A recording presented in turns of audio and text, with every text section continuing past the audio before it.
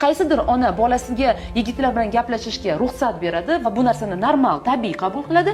Qaysidir ona bu narsaga qarshi turadi, aytadiki, yo'q, yigitlar bilan gaplashish mumkin emas, bu noto'g'ri. Va aytingchi, mana shu ikkita onadan qaysi biri haq? Ikkalasi ham haq. Men o'ylayman, ikkalasi ham haq. Nega? Chunki ikkalasini ham bola tarbiyasida o'z prinsiplari bor. Lekin psixologik nuqtai nazardan bu narsa bizning bolamizga, bizning qizimizga qanday ta'sir ko'rsatishini olib qarasak, ikkalasi ham bu yerda nohaq deb hisoblayman. Ya'ni haddan ortiq bolasiga erkinlik bergan onalarga ham nohaq deb o'ylayman va haddan ortiq qiziga taqiq qo'yib, hattoki o'g'il bolalarini ko'ziga qarash yoki ular bilan gaplashish yoki sinfdoshlar bilan gaplashishni ham taqiq qo'ygan onalar ham nohaq deb o'ylayman.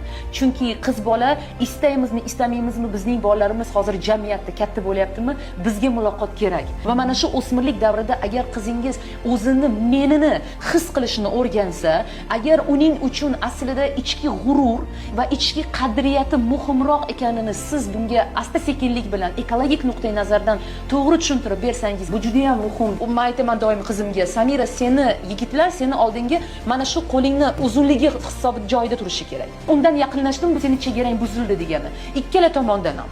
Xoh bunday qil, xoh bunday qil. Mana shundan ortiq yigit agar senga yaqinroq kelsa, bu seni chegarang buzildi degani. Biz aslida qizimizga qayerdadir o'zining fikriga sobiq turishiga, unga yo'q deyishini o'rgatishimiz muhim.